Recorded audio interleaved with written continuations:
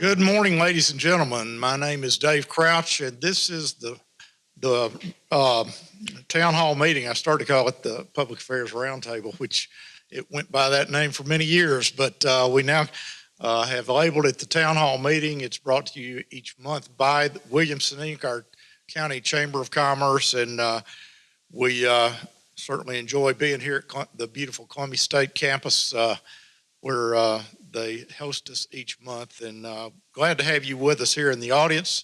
Glad to have our TV audience on WCTV and our audience on WAKM 950. This morning, I want to start out a little subdued week for many of us because we lost one of our icons here in the county on Tuesday, Representative Charles Sargent. He was a panelist on this show for many, many years, and has been a friend of ours and a friend of this county. This building probably would not be here if it hadn't been for the effort he put into getting the funding from the state of Tennessee to make this campus happen here. And it has been a huge boost to not only Columbia State, but to Franklin and Williamson County. And we just want to say, we're going to miss Charles Sargent. And I would like to just take a moment and have a moment of silence to dwell on his memory and honor him. Just a moment.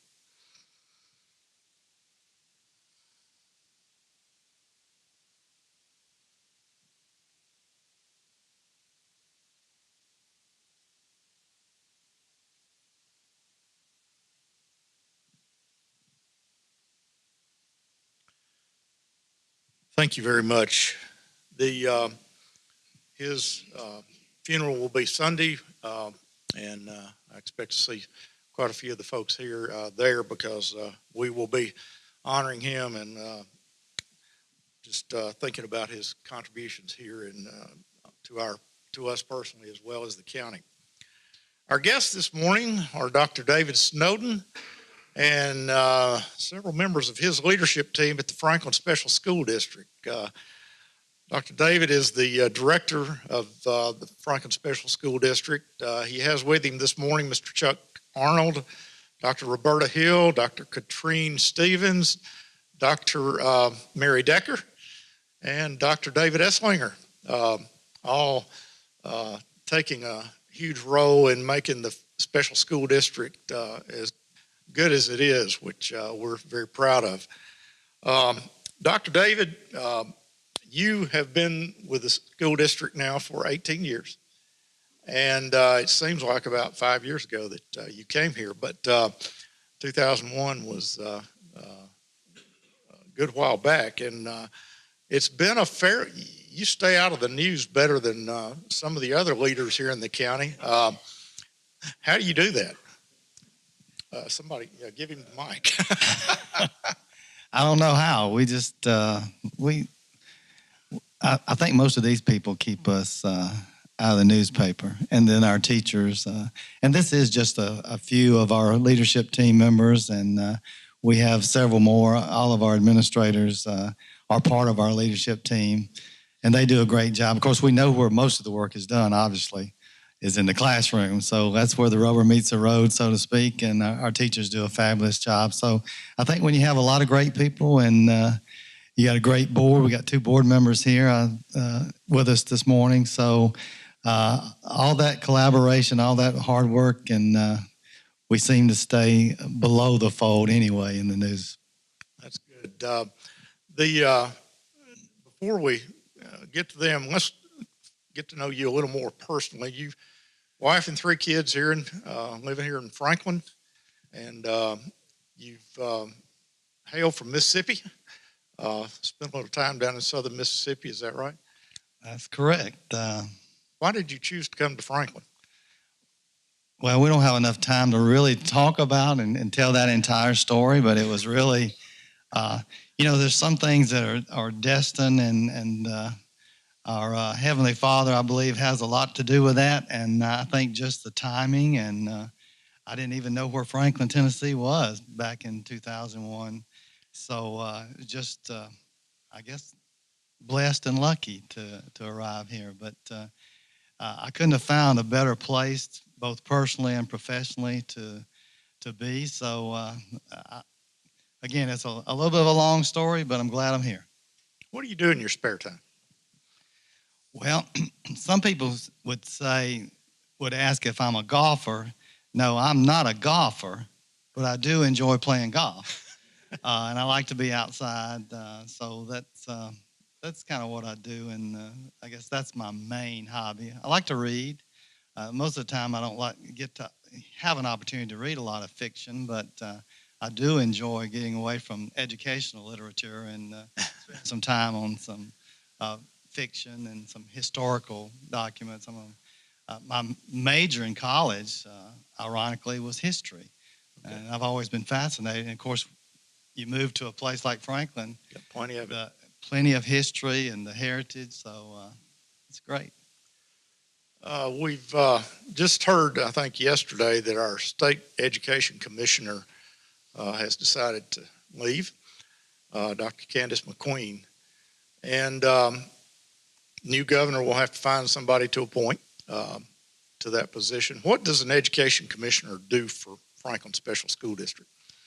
Well, the commissioner has a great influence on every school district in the state, and really creates a focus on where the districts and where the state needs to move forward as far as education. And I think Dr. McQueen has done a phenomenal job. As I happened to be on a conference call with her yesterday, and I just told her I appreciated her leadership. I think she's been able to unite superintendents for the most part because, number one, she was a great listener, and number two, she's a great communicator. So trying to get 142 school districts on the same page and moving in a common direction is not an easy task at all. But she works well with the school districts and with the superintendents, and I think helping us to stay focused, and not that we necessarily need the help to stay focused as far as our own districts, but from a state perspective and continuing to move the state forward. Okay. Got any advice for the new governor? Any suggestions on who would make a good commissioner? Are you a candidate? Or I just know that every commissioner has been different. For years, the commissioner came from the superintendent ranks. I don't know if that will be the case this time. Mm-hmm. Obviously, Dr. McQueen was not. Mr. Huffman was not. But prior to that, we had several commissioners that had come from the ranks of the superintendent. And no, I am not a candidate. Gentleman beside you, Mr. Chuck Arnold. Chuck, you are the Associate Director of Schools for Finance and Administration. And I noticed on your bio, you're responsible for the leadership of all the non-instructional programs of the FSSD. And I was fascinated to see the list of everything that included. You're a busy guy, I'm sure. But child nutrition, student transportation, facilities, maintenance, and landscaping, the nursing services, health services, school safety, human resources, morning and aftercare services, energy conservation, and accounting and payroll, just to throw in a couple of small items there at the end. There's a story behind that. Tell us the story. Well, in 3 minutes or less. In 14 days, I'll be celebrating my one-year anniversary with Franklin Special School District. And, of course, I had to interview for the position. And the job posting was out there, and it listed many, many responsibilities. It was probably, if my recollection is correct, about 4 pages. And after we came to terms and I came to work with Dr. Snowden, I think it was my first or second day, came into my office and he said, "Oh, by the way, I haven't had a chance to review your job description, and here's a couple more pages." So I've always accused him of baiting and switching. But no, I tease. Certainly, the responsibilities are very challenging, and they keep me busy. But I have a wonderful staff. And Okay. anyone who has any level of success anywhere, if they can't do it without a wonderful staff. So I'm blessed in that regard. Right. Now, so you're the one with the FSSD that is in charge of finding enough school bus drivers, or is that the lady to your left? Well, we collaborate in that endeavor for sure, and it's an ongoing challenge. So we pay our school bus drivers very well. If anyone out in the audience knows of someone who might be looking for a few extra hours of work every day and get to work with wonderful people and sweet children, why not? School bus. So I'll make the pitch. That's great. School safety has been kind of the top of the list of those subjects you oversee. And I know Tammy, my wife, has worked as a volunteer in the front office at at the high school where my son goes, and she has chafed a little bit at the new procedures and so forth that we're now having to go through. How's that working, and how do you feel about our safety at our Franklin schools? And Well, I think our schools are safer than ever before. We have a wonderful collaboration with the Sheriff's Department and Franklin Police Department, all the emergency responders in the county. Our safety supervisor regularly meets with these people and plans. We've had all of the safety assessments that the new law that passed this year requires. We have the system that you referred to is a check-in system where people have to push a button and identify themselves before they're allowed into our schools. We have SROs at all of our locations. We continually to work to provide our children and the very safest environment that they can be. We believe that safety is number one priority because kids can't learn if they don't feel safe, and certainly parents expect their kids to be safe and cared for. So we do our very best to make sure that the I's are dotted and the T's are crossed with regard to safety, and we're always looking for ways to improve and enhance our safety. now, when we had our county leadership team here a couple of months ago, my question to your counterpart there at the county system is, can you explain the BEP system to me and help us understand how that works and how that affects the FSSD? Well, do you have about a couple hours? I'm not sure that I can do that. I can tell you that the BEP funding only represents about 28% of our total budget. So if the state provides basic education, then their contribution is 28% of what it takes to provide basic education here in Franklin Special School District. So and that's a tribute to our board and our local community for stepping up and investing so much so that our kids can have quality education here in Franklin. So the rest of that budget comes from property tax and sales tax? That's correct. Lion's share. A few federal dollars thrown in there. Right. I actually spent a couple hours with her trying to understand the BEP after that, and as I understand it, the more sales tax you generate in your county, the less money you get from the state. That's so true. Kind of the bottom line. And Cool Springs is a wonderful blessing to us, but it hurts us in that regard. So we, the state giveth and the state taketh away. So one way or the other. Dr. Roberta Hill is the lady to your left. And Dr. Hill, you are in charge of all the human resource responsibilities. You work with Mr. Arnold, and we hear over and over again about how we can't pay our teachers enough, and I suspect that's your area. I neglected to ask Mr. Arnold about his personal life. Let's back up a little bit because I want them to know you really well, and then because I want to get into your outside color there. Just don't get And, too personal. But you're a native Tennessean, Middle Tennessean, which is rare these days.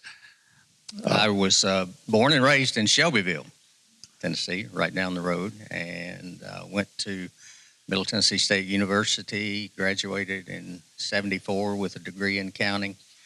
I graduated in '78. I graduated from high school in '74. '78 with a degree in accounting. Immediately went to work for the state comptroller, became CPA, spent essentially 20 years in government in various roles that were non-educational. And then I believe it was 1999, I had an opportunity to take essentially an equivalent position of this for Murfreesboro City Schools. Okay. And spent between 9 and 10 years there, and actually retired from state service in 2007 and went to work for a nonprofit that did ministry work. And when this opportunity, a friend of mine told me about this opportunity, and it had come open, and I was talking to my CEO at the time, and we were talking ministry and, what we need to be doing and what we don't need to be doing. And he reminded me that ministry can be found anywhere you look for it. So lo and behold, here I am. So that's kind of it in a nutshell. Married to my first wife, Lou Ann, and we've been there 33 years. Okay. And don't tell her I said first wife. She lives in Murfreesboro, so she won't see this. It's on YouTube. So I'm in trouble. somebody send her the link, will you? We have one daughter, Amber. She's married in 28. She's working on her master's in psychology and still trying to figure out what she wants to do. And we have one little dog, Penny. We like the outdoors and just spending time together. So Right. Good. That's a little bit. Thank you. Dr. Hill. Yes, sir. You have lived an interesting life, it looks like, starting in the Detroit, I think, city school system just a few years ago, excuse me, and about to slip there. But, and you came to Franklin. Tell us why you're here. Why I'm here. I feel that I was sent here by God. Okay. This ministry theme, I take a look at human resources really as a ministry because I'm dealing with people every day. And people come in irate and you want to de-escalate some of the issues that they have. We try to work with keeping them safe, keep supporting them, and keeping them satisfied. Okay. So in coming to this position, I was just drawn to be able to help the adults, if you will. Because if the adults are happy, the children will benefit. Right. Now, speaking of ministry, I think you're married to a minister. I sure am. And he is a prominent pastor here in the community. And let's see, it's the historic Shorter Chapel. Shorter Chapel AME Church. And He's a pastor. So you're well acquainted, I'm sure, with a lot of the FSSD alumni and students, that sort of thing. How, again, I'll ask you the same question about teachers and pay. What is your challenge there? How does it, how much trouble do you have hiring the kind of people we need to teach our kids? We have a very competitive salary scale. In addition to that, when people come to us from wherever, the years of experience that they have, we count that. We don't say you have to start it. If you have 20 years experience, it's not that you have to start on step 10 or step 5. You start on step 20. And that's very attractive to people. My new teachers coming in, I say to them, your roommate from college might be making $65,000, $70,000, but the amount of money that you're about to get is the most money you have ever made.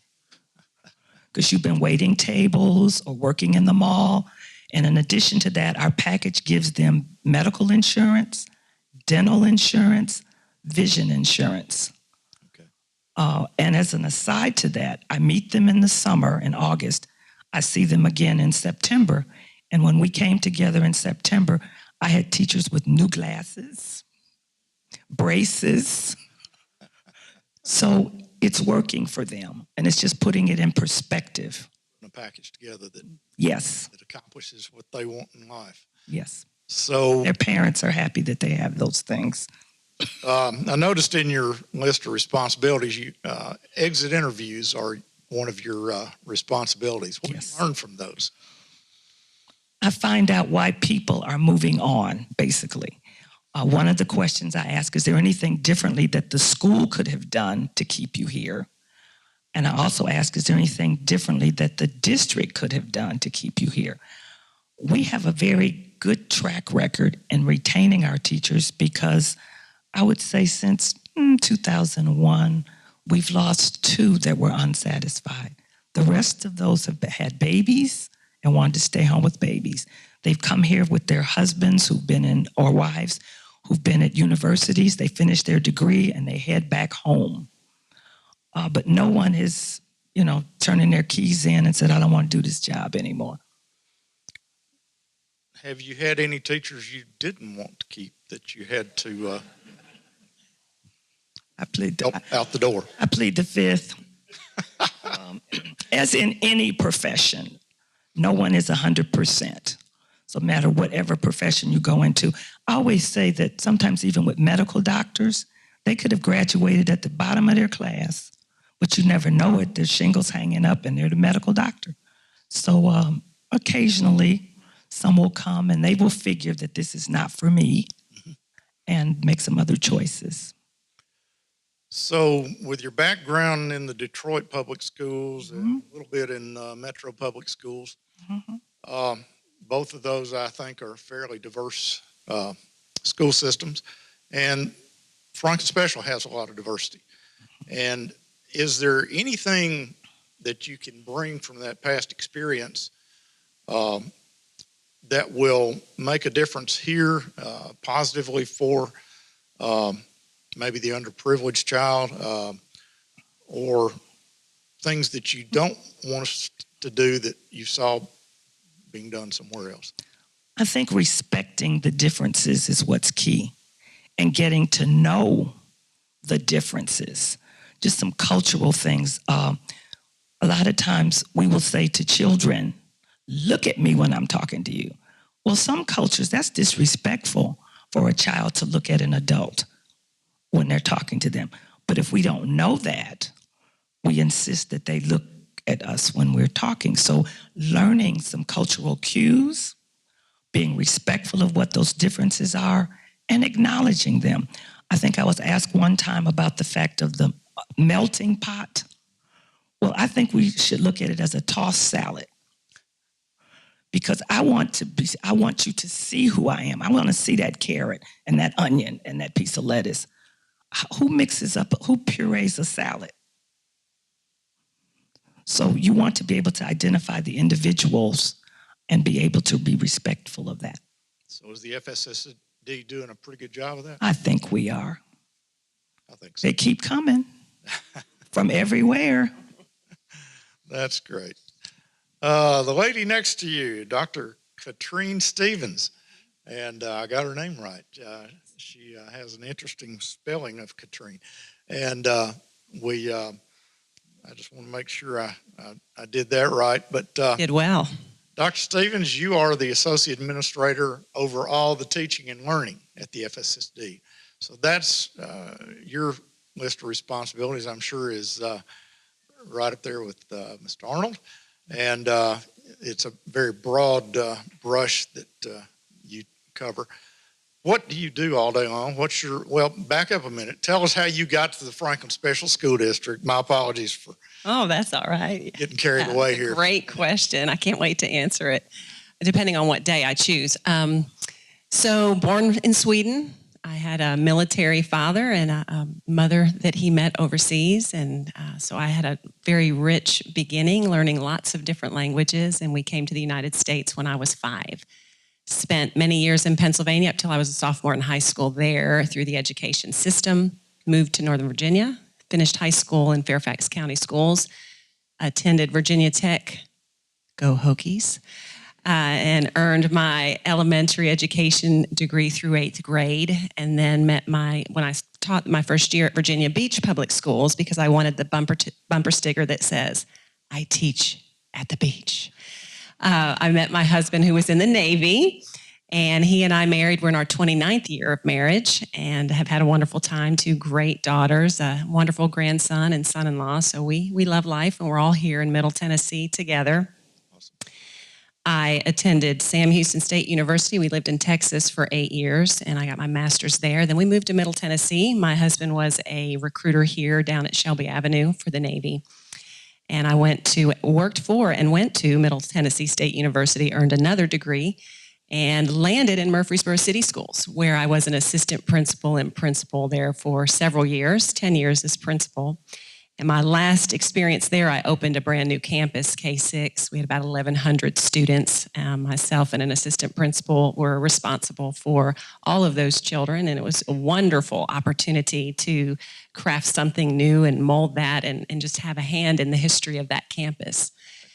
In the end of that time, I earned my doctoral degree, and my one commitment at that campus was I wanted to see my kindergarten friends go all the way through 6th grade. So indeed, when they were graduating 6th grade, I realized it really was time for something new for me, and looked at various opportunities. And this particular role, Associate Director of Schools for Teaching and Learning, resonated with me because it's where my heart is. It's focused on students. It's focused on meeting unique needs through the art of teaching and learning. And so I am in my 7th year here in the district, and certainly it's a broad role and broad responsibilities.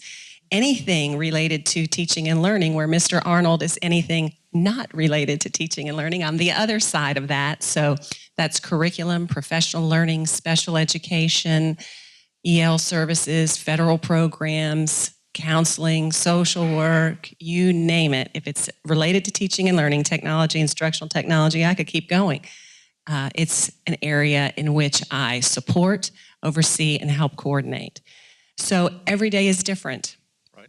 Yesterday, I was in multiple campuses supporting student projects, looking at Egyptian projects at one campus. I was supporting a celebration of Thanksgiving at another campus. In the evening, I was at another campus with a literacy evening.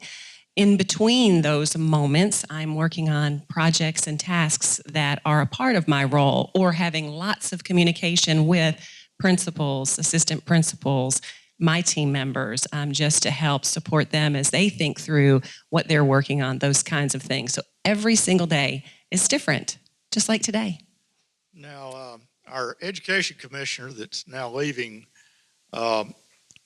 probably would prefer not to be remembered for 10 ready, but that's unfortunately, I think, what everybody kind of associates her tenure with. But you mentioned technology, and so we're having to learn how to mesh technology with learning. Correct. And that's been a difficult learning curve for the state of Tennessee. And how are we doing at FSSD, and what are your priorities there? Absolutely. Great question. Instructional technology and the balance between healthy levels of interaction with technology and engaging with students in other ways is really important in the teaching and learning process. So we're very fortunate. We have a wonderful school board who supports innovative work. And so we are 1-to-1 in grades 5 through 8. Our students in those 3 campuses use Chromebooks. They carry them with them all day long to every class. We are a Google district, so their work, their ability to collaborate typically runs through Google Suite, the varying elements of that. Our focus is teachers and teaching and learning, and so the best way to make a difference for a child is through a teacher, not technology. So that's a belief that we hold sincerely. However, technology plays a powerfully positive role for students as they engage with projects and learn to use technology in inventive ways. Additionally, Technology can be used to help meet varied needs. So I, as a teacher, might use one program that allows multiple levels of students sitting in the same room to have their needs met. So it's a differentiated approach. So it's very powerfully positive. But balance is key. That's very important. At the elementary campuses, we are close to one-to-one, but not one-to-one at this time. We have a combination of devices, iPads, MacBooks, Chromebooks in the elementary setting. So in some instances, teachers will have a one-to-one experience in their classroom. They'll go to computer labs as a class. Sometimes a grade level will take a cart of Chromebooks, let's say, or laptops, and divide them so in small groups my children are experiencing technology. Our children, at a very young age, my grandson at 18 months of age, is familiar with handheld devices. So we need to use a resource that exists that is positive in very productive ways. And that's what we work on. And I believe in our district, we do an exceptional job with instructional technology integration as well as balance.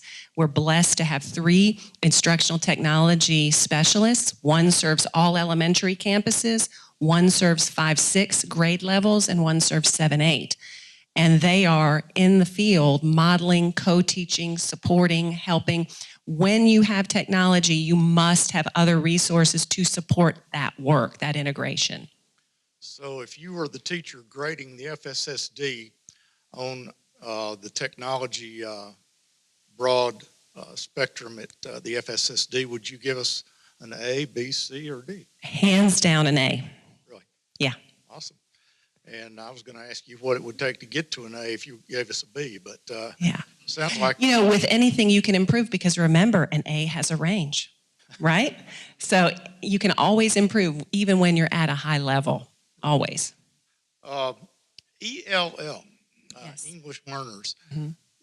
has to be a challenge if you have kids that you've got to start out by teaching them how to speak the language. How many English learners do we have in Franklin? And So we have approximately 13% of our students served as English language learners. We have 25% of students who are Hispanic students, and quite a number of them certainly are served within our EL programs.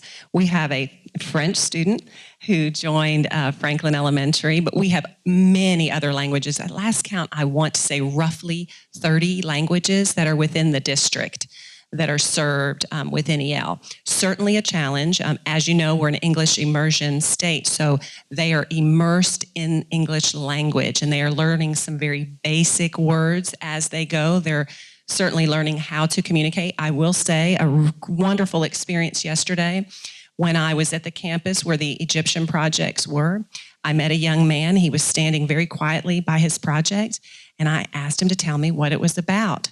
And I could tell that he is a student with a second language student. And so then I told him, habla español? Sí. And so I pointed, and he literally just started talking to me in Spanish and telling me about his product and project. And it was very exciting that just that bit of relief for him. And then a friend came over and was just so surprised because he was talking, and then I spoke a little bit of Spanish, so I asked him to give me some words, como se dice, and I would point, and he would tell me, very empowering. So it's exciting to see even older students feel comfortable, confident in play, and have opportunity like their English-speaking peers. So, and of course, we have English language teachers who are very supportive of the work and meet needs and meet with children on a daily basis, providing additional support. STEM is, the acronym for science, technology, engineering, and mathematics. You got it. And I've got an engineering kid at Auburn right now, and appreciate the need for that sort of thing. How are we doing on math, sciences, and that sort of thing at the junior high? And Sure. In the 5-8 campuses, we have a STEM teacher at each of those campuses. So our students have the opportunity to be in a STEM class in a type of rotation. At 2 of our middle school campuses, additionally, we have Tech Fit teams, part of Purdue University, and they are working on projects that are completely STEM focused. And hopefully we'll have some presenting. Last year, Freedom Middle was the runner-up when they went to Purdue and presented their project. It's amazing. So if ever you get an opportunity to explore Tech Fit, I would really encourage you to visit that, to see what are the students doing, or even to visit a STEM class to see what's happening there. But additionally, as you noted, science, mathematics, technology, that's all a part of STEM. So within core content like mathematics and science, and even at the elementary level, I know Dr. Esslinger can probably talk about STEM days that students experience.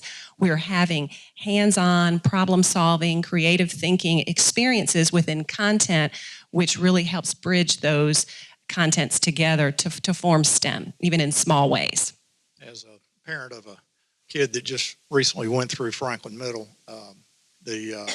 he was constantly coming home and talking about what he's learned in the hands-on science class, and you know the name of it, but it piqued his interest in science and math, and it's wonderful. And actually, I want to just give a shout out to Nissan, who supported us last year with a program called A World in Motion that gave materials. Basically, they purchased those materials and program for all 3 of our STEM classes to have some really unique and inventive experiences, STEM experiences.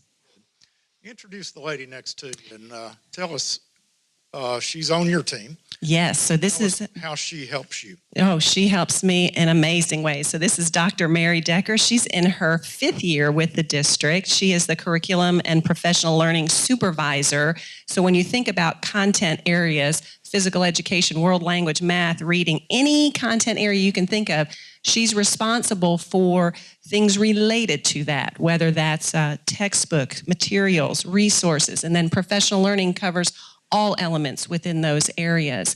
She certainly works very closely with our math coaches and serves even as sort of a district math coach for them, which is very important in her work. And so she is a bridge with many of our team members. So instructional technology works closely with her. Reading and RTI coordinator works closely with her. Special education supervisor closely with her. She's a bridge that helps meet the needs of all areas within the district through curriculum and professional learning. Okay. And I know she'll want to tell you about Lunch and Learns. I would love to. Hello. Mary Decker, tell us a little bit about yourself first and how you happened to come to Franklin.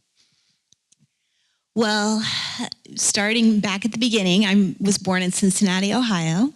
Grew up there, attended Ohio State, where I met my husband, and then he was in the Air Force for about 21 years. So we traveled and lived in various states, moved every 3.5 to 4 years, and I worked as hard as I could to develop my education career through those moves and learned a lot, experiencing education in those various places. And then we were in the Sacramento area for about 11 years. And through my years of education, I was a teacher, assistant principal. And then my husband looked into taking a job here in Nashville, in the Nashville area. And I was extremely fortunate to come on with Franklin Special as the curriculum and professional learning supervisor. Throughout my years of education, all the roles that I've been lucky enough to play, professional learning has always been a passion of mine. And I feel very fortunate because Franklin Special is very supportive of doing some innovative things in professional learning that are also backed up by research. So just to give a little bit of an explanation, traditionally in education, often professional learning means that everyone goes into one room and here's the same concept being discussed, perhaps. Now, professional learning sounds to me like you're teaching the teachers. Exactly. Is that correct? Okay. I just want to I would say enhancing their instructional practice so that they can continue to improve and to grow and, to find new ways to reach students.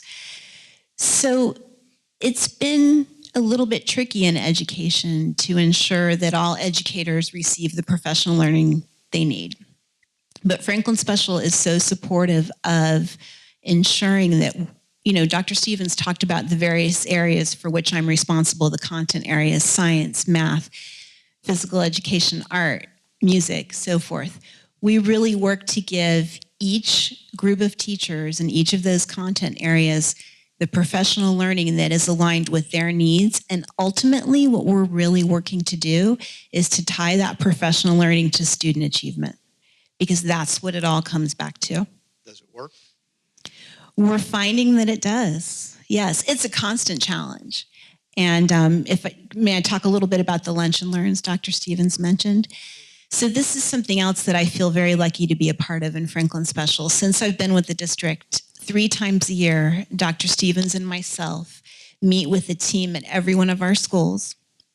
And the team consists of the school administrators and then various teachers and paraprofessionals, and the school administrators select the team members. We try to get a different team each of those 3 times so that we have broad representation. And these lunch and learn team members, they bring data-based evidence and they request what they need and what their students need in professional learning. And they bring their lunch. We're there for an hour. We have a very set protocol so that we are sure to hear from everyone. And the team has a chance to ask questions of everyone who brings their area of professional learning need. And this really helps us see what are the specific needs at each school in regard to professional learning. And then we always see trends across the district. So then with this information, we're able to build our district professional learning days, our summer offerings in professional learning, occasionally after school.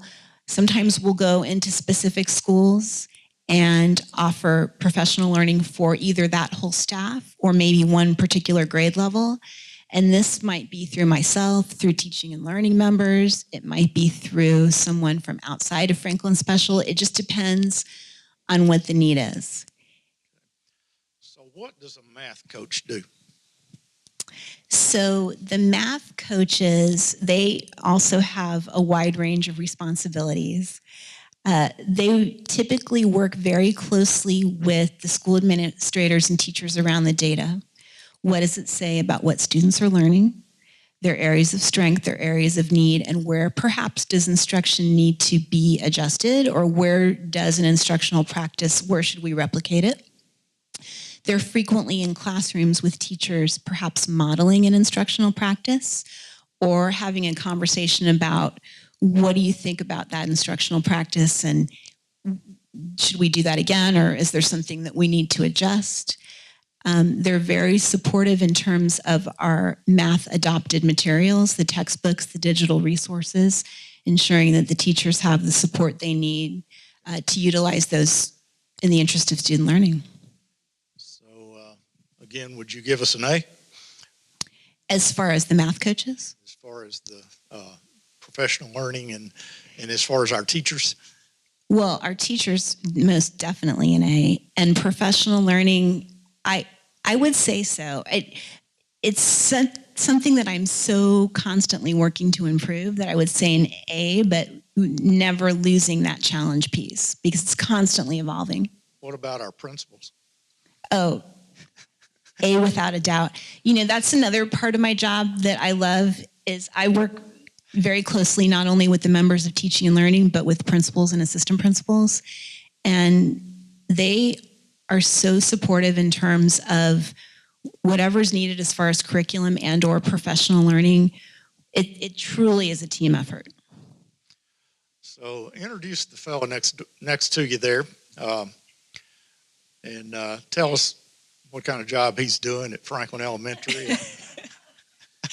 Absolutely. So this is Dr. David Esslinger. He is the principal at Franklin Elementary School. And, Franklin Elementary School is one where, just in terms of lunch and learns, to give you an example about professional learning, Dr. Esslinger and Ms. Riley, the assistant principal, are so involved and so much a part of the conversation that it actually makes it very easy to target what the professional learning needs there are, and it's truly a pleasure. Dr. Esslinger.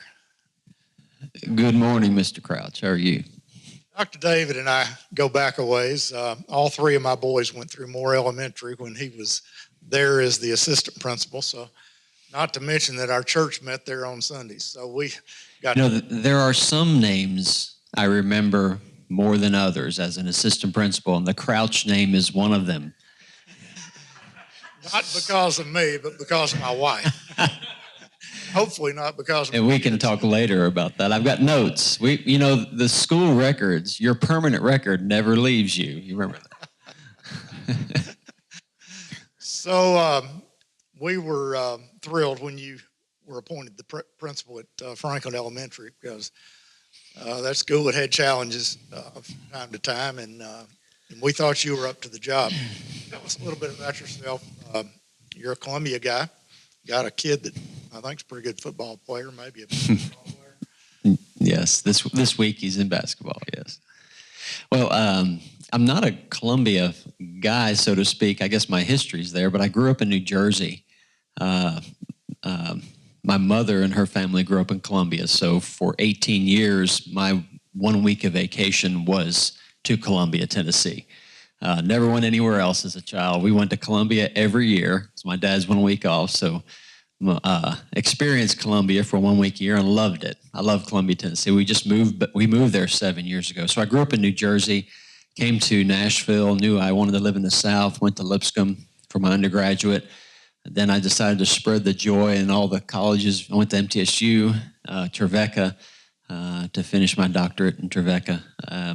Taught in Bedford County and coached basketball, boys and girls basketball, for a while in Bedford County. And as Dr. Stevens mentioned, there comes a time where you decide, you know what, it's time for a change. So I started looking at options and was blessed to be interviewed and take the position at Moore Elementary 22 years ago. So I was at Moore as an assistant principal for 11 years, and now I've been at Franklin Elementary for 11 years, my 11th year at Franklin Elementary. So when you went to Franklin Elementary, what were your priorities? Well, my priorities there was to change the culture of Franklin Elementary. We had a staff that loved children, a staff that was a high-quality staff, but my initial entrance analysis was they didn't feel valued. They needed a shot in the arm and a cultural boost. So we worked toward that, and I think we've established a fantastic culture at Franklin Elementary. The most important thing I do is hire good people, or recommend the hire of good people.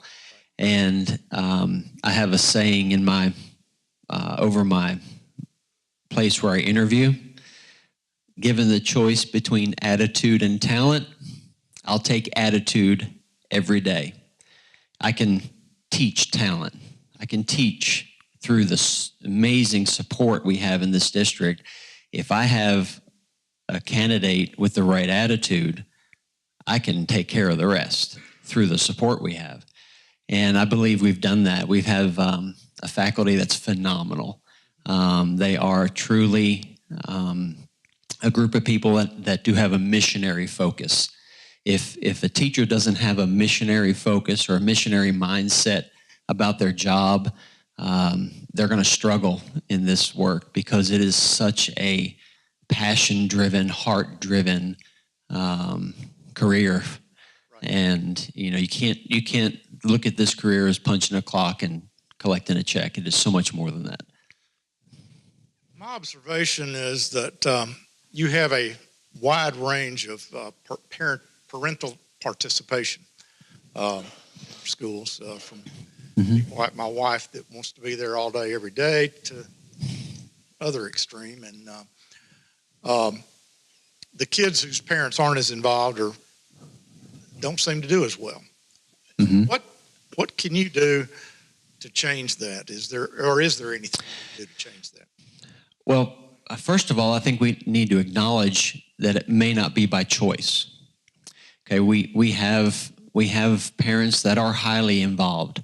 and are able to be highly involved, where they are in a situation where they can give the time and they can come in and help and support and be phenomenal PTO moms and add so much to the experience of our children.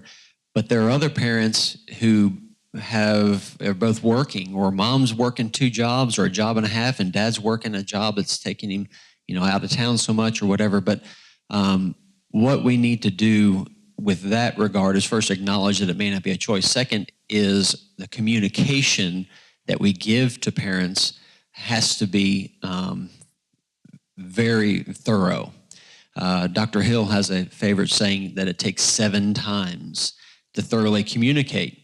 Well, we do. We have communication systems that do address parents that just can't give those minutes or give those hours, but they do want to stay engaged with their children. We have different apps now. We have different text apps. We have different software packages where we can, through our data software, send communication to parents regularly. So it is first acknowledging that it may not be by choice. Second, you take whatever involvement. Like last night, we had at Franklin Elementary, we had a night called Family Learning Night. We had it at night. The goal there was to expose parents to instructional activities and things they can do at home with their children. And it was phenomenal success. It got dads working with their daughters on math facts in a math fact game, all kinds of neat activities. But anything we can do to expose them to the work they can do at home is what we try to do. One of your teachers was recently named the Teacher of the Year, Melissa Miller, I believe. Why was she named Teacher of the Year, first of all, and what does that do for your school? Well, we are very proud of Mrs. Miller. She was named Teacher of the Year because she's the best teacher in Tennessee. She truly is. She exudes teaching. Every word out of her mouth is about passion for teaching. I've never met a person more passionate about the work she does in the classroom. She's phenomenal. She really is. What it's done for our school, we've had a lot of visitors. We've had some great publicity. She's had, the Tennessean came in, did our article on her, and it was very exciting. I got a free meal downtown Nashville one night because of Melissa Miller. So that was very nice. But also something we just finished taking care of, the State Department, with becoming Teacher of the Year in Tennessee, there's responsibilities that she's going to have. It's kind of like being Miss America in a way. She has this responsibility to go and speak, has speaking engagements, and different times she needs to represent the State Department in a lot of ways. So they have awarded us a co-teaching position for second semester to help alleviate the instructional cost of her being out of her classroom. Because, yeah, she's Teacher of the Year, but I got kids in that classroom that need her. And that's a selfish view from my view, but that's why I'm there, is that they're there to be educated by that Teacher of the Year. So she's gone so much. So we were able to hire a co-teacher for the rest of this school year, and it's a great opportunity for someone to come in and partner alongside of her and learn from her and help us when she's out. They can pick up the reins and take off. Got several more questions I'd like to ask, but we're kind of getting short on time, and we always like to leave a few minutes for the audience to ask questions. Dr. David, what have we missed? Well, you did ask me a question about how we stayed out of the news, and I told you about, so you can see with the work that these individuals do, as well as the remainder of our leadership team, and their passion, their dedication. I think that's certainly, I want to acknowledge that. And again, going back to one Teacher of the Year in Tennessee, we believe that our teachers in every building, we have a lot of Tennessee Teachers of the Year. So I don't want to forget that. Yeah, Ms. Miller is outstanding, but the reason our students perform well is because our teachers do great job. So we may have missed some other things, but those are some of the main things. Got a few folks out here that look like they might have a question on their mind. Robert Blair and Lena Bell, a couple of the FSSD board members.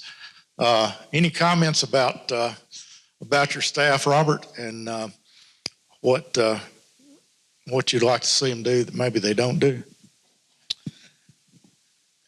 Dave, I'd like to see them continue doing what they do because they do it so very well. And as a board member, they make it easy for us to support them because they're always being creative, they're always being innovative, and they're so dedicated and committed to their positions, as you see all the way down from Dr. Snowden to the custodians we have in our school. So it makes you proud to be a board member for Franklin Special School District. Lena? Alina, I guess is the way it's spelled. I always called you Lena, though. Is that which one is it? It's Alina, only on a sign, but it's Lena.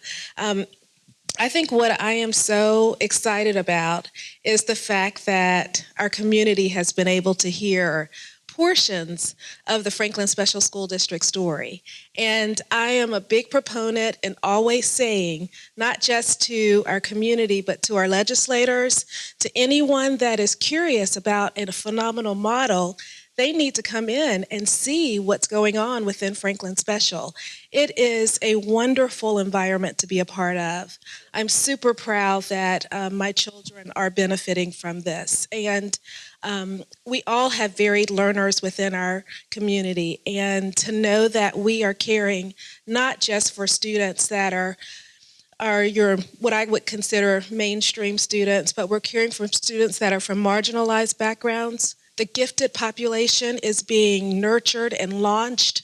It is a phenomenal model, and I am going to put on record that I'm looking forward to every single new elected official coming in and seeing this phenomenal model.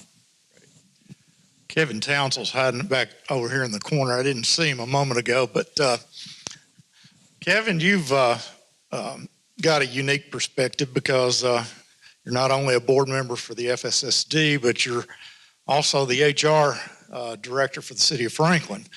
So how are they doing? They're doing an excellent job. I too want to echo what the other board members said, that it's a pleasure to support them. I want to keep this band together for a long time. They're doing a great job. And yes, they do it at all levels, not just HR, but in all levels.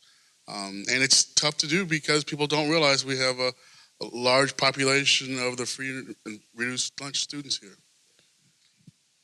Good job.